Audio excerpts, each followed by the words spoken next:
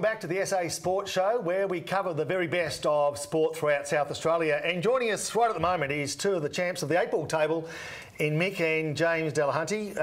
Mick being the more experienced of the two. Welcome, boys. How you going? Howdy, Rob. Good, thanks, Rob. Yeah, I read this story, and it's a really great story, Lib. You were part, Mick, of the Australian team back in the mid-90s, 1996, 97. 96, yeah. Part of the side that won a world championship, and here we are a couple of decades on, and the young fellas following in the father's footsteps. And that was the last championship that Australia won, was it? It's the only time we've ever won one. Wow. And if I remember, well, I do remember it.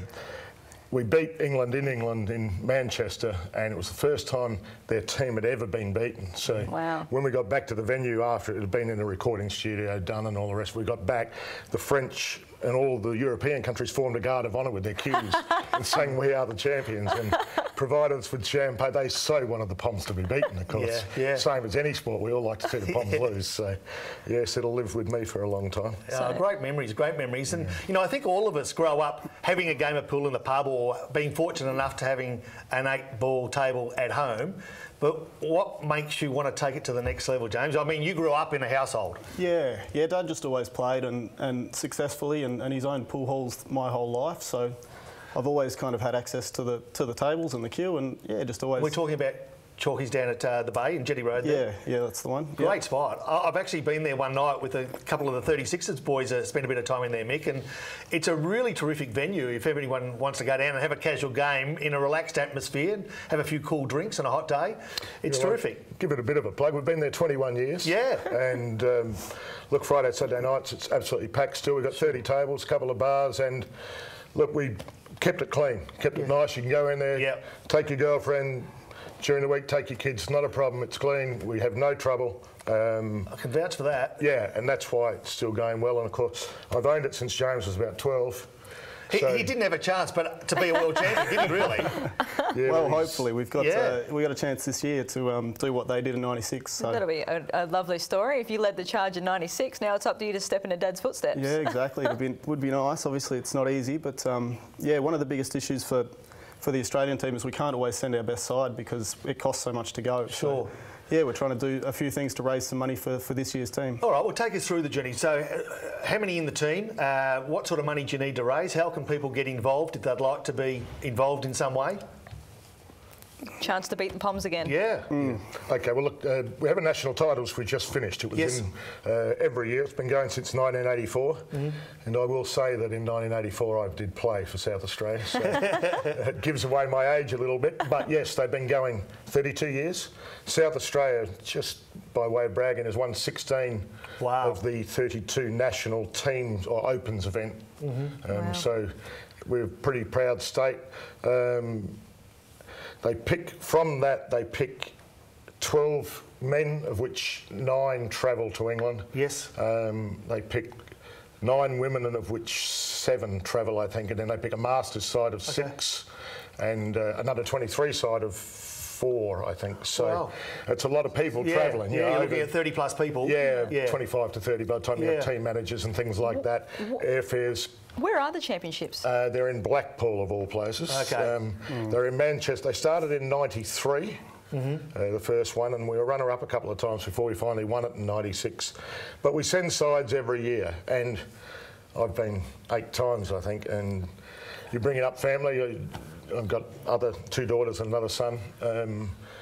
You know, a couple of grand to get there, 1,500 accommodation, etc. You're playing for the love of it more than anything else. Yeah. We have had sponsorship from Consolidated Leisure and Allied Sport, which is cues and table manufacturers, and the government's come to the party here and there, but very small amounts. Yeah, look, it's a sort of sport that could do with some help. So if you're watching and you love the sport, or if you'd love to donate for these guys to represent our state and our country, obviously, you can do that.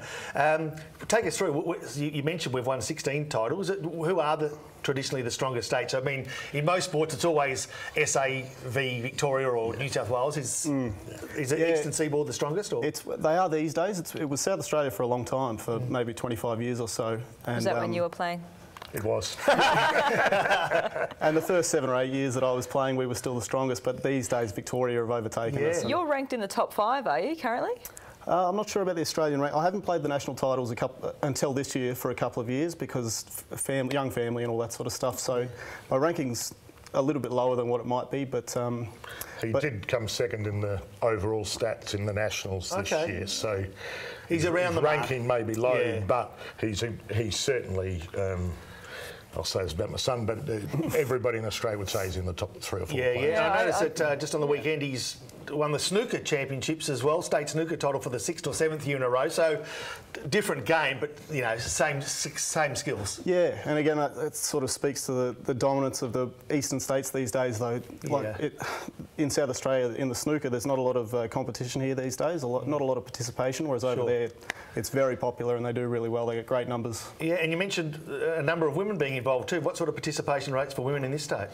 Look, there's they have their own league, plus there's a number that play in our Super League, equivalent of league footy or whatever you want to call it. We have 3 girls in the Australian side just announced. Yes. Elise Mabbitt, Lyndall Morfitt and Taylor Meyer. So Taylor's, young girl. Taylor's only 21. The other 2 are a little bit older, but I think Lyndall just won her 7th Australian title and Elise has won 5. So we're very, very dominant in the women's game. We think we've won the last 3 national women's titles. So South Australia's very, very good. You don't really want to play, if you want a game, you want to come and see James play. If you play him a best of 21 or something, so you might... I'd be really good at that. Yeah. Lib just needs to wear high heels to reach the table, but I mean, everything else is fine. Well, she's the right level. That's and one of those little V things that you put on the table first. Yeah, no, I understand. But James will pot out off the break or the first shot. Wow. 7 or 8 times in those 20 frames. Really? And that's been conservative. That's incredible. Yeah, it's good to watch. Yeah, fantastic. And I think everyone. I guess we started this interview off by saying that people play the game, but they actually don't learn the genuine skills to compete against the very best, and that's the key. Yeah, I think. Sorry, I'd like to stress it is the same as any other sport. People see it as a boozy, smoking. Smoking's gone just about anyway, everywhere in the world, which is a great thing.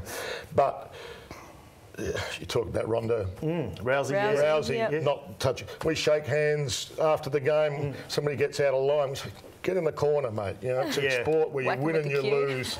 Well, don't whack them with the cue. And that's the point. We do try and... It's a really good, fun sport, but it's heavily involved in sportsmanship and trying to get better. And, you know, we're pretty proud. The amount of time to get to the level... James has put in 6 or 7 hours a day for 10 years, right? You want to be good at something, swimming or anything else. It's exactly the same. You can't be good at anything without putting the time in. And I think as we close too, the great thing is that you can participate from, you know, early age to more experienced age like ourselves. 59 years of age, exactly. I can still nearly make stateside. Good on you, mate. Well, hey, listen, thanks for joining us this afternoon at SA Sports Show, and good luck. Good luck, boys. Well done. Thanks, Libby. Mick and James Delahunty talking 8-ball. Loads more sport to talk as we come back shortly on the SA Sports Show.